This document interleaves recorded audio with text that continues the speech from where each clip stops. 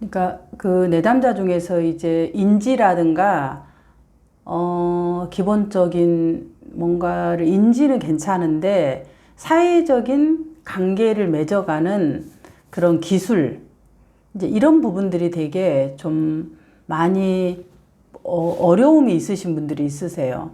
그러니까 어떤 맥락에서 우리가 기본적으로 알 수 있는 것들, 아, 저럴 때는 사람들이 기분이 나쁘겠다.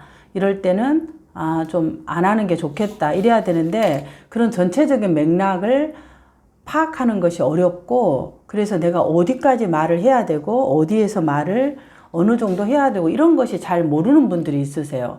그래서 그런 불편감들이 있을 때 이런 내담자에게 어떻게 우리가 이렇게 그 상담에서 좀 종교를 앞두고 있을 때 다뤄야 될까, 이걸 한번 정리해 볼게요. 우선은 이제 내담자의 욕구가 제일 중요하죠. 근데 이제 내담자가 사람을 만나고는 싶어 해요. 일도 하고 싶어 하고. 근데 이 부분에 직장이라는 거는 기본적인 이제 직장의 규칙이라는 게 있고 감당해야 되는 일의 그런 업무량이 있는데, 내담자가 힘들어하는 게 일하는 것이 어려운 게 아니라 그 일을 하려면 사람들하고 관계를 맺어야 돼요. 상사랑 동료랑. 그리고 제일 중요한 게 사람들의 피드백. 이제 얘기를 하는데 싸가지 없게 얘기하기도 하고 기분 나쁘게 얘기하기도 하고 또 어떻게 얘기하나요? 그냥 뭐 대충 얘기하기도 하고 나하고 다르게 얘기를 상대방이 해요. 그럴 때 그 말에 대해서 내가 심리적으로 그냥 갖고 있지 않고 계속 불편하게 생각을 하고 있는 거죠. 이게 어려워요. 이거 어려워서 직장 생활이 어려운 거예요. 대부분 직장이 어려운 게.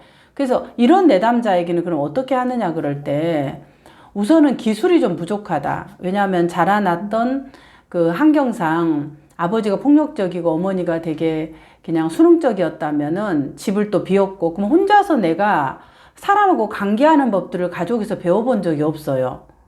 그리고 또 친구하고 관계에서도 그러면 이제 친구하고 뭔가를 하지만 친구 관계도 그렇게 많지 않았다. 그러면 이제 이 내담자 입장에서는 관계를 맺는다라는 게 내 마음속에 내가 좋은 거를 이렇게 막 쏟아놓고 이야기를 하면 된다고 생각해요.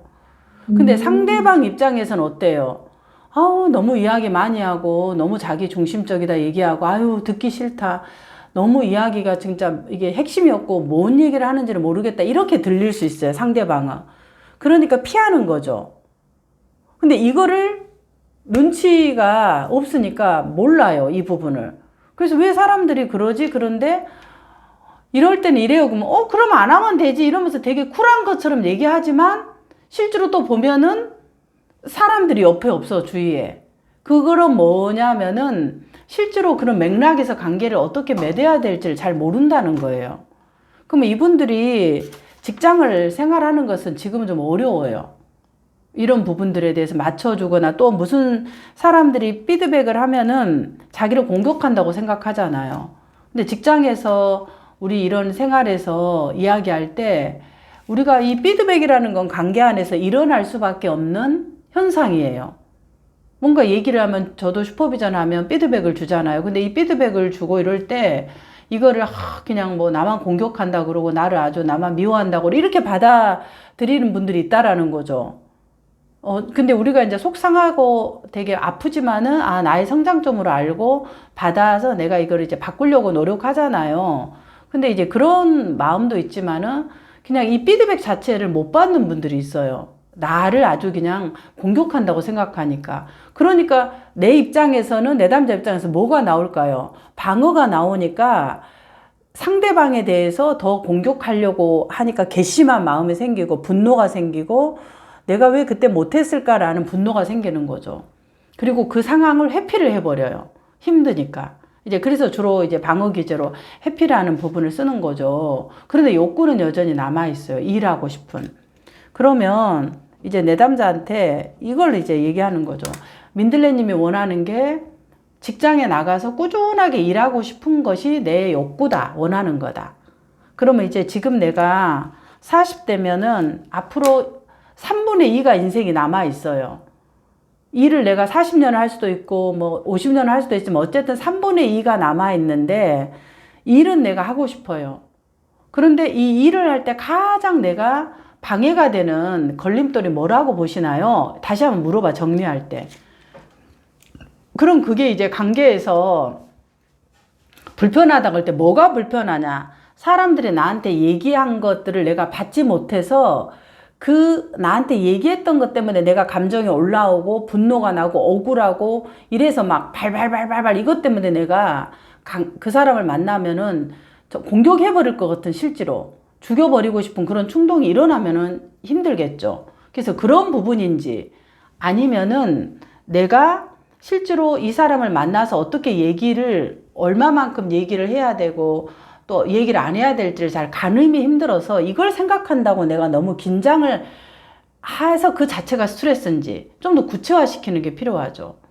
아니면 배우자께서 너는 왜 이렇게 말이 많냐, 할 말 하나를 구별을 못하고 좀 조용 좀 해라, 만약에 이제 이런 얘기를 했다면 내가 뭔가 얘기를 하려고 할 때 이전에 느꼈던 그 부끄러운 마음, 수치심이 올라오면 이야기를 하면 안 된다라고 안에서 잡아 당겨요. 그런 부분인지 뭐가 방해된다고 생각하는지를 내담자한테 먼저 어떻게 지각하고 있나를 물어보는 게 필요할 것 같아요. 그러면 내담자께서 그 세 가지가 다라고 할 수도 있겠고, 아니면 어떤 거라고 얘기할 수도 있겠고, 그러면 그거를 잡고 상담해서 이거를 다루는 게 필요할 것 같다. 종교리지만 다시 상담을 연장해야 되죠. 지금까지는 상담사고 관계 맺는 부분을 한 거예요. 관계 맺어서 아, 내가 이렇게 얘기해도 되겠구나.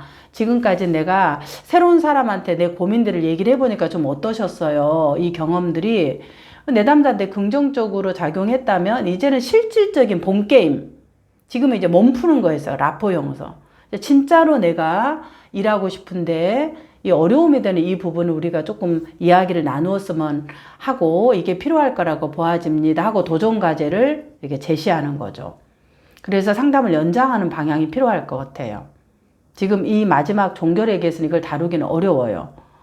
그러면 내담자께서 잘 모르겠다, 만약에 이렇게 얘기를 하면 상담자가 방금 우리가 얘기했던 이 세 가지에 대한 가설적인 부분들을, 제가 우리 민들레님을 9번을 만나면서 제가 정리한 바로는 이러이러한 세 가지 중에 하나로서 좀 이런 어려움이 되지 않나, 이런 생각을 저는 해봤습니다. 어떠세요? 하고 내가 생각한 거를 요약해서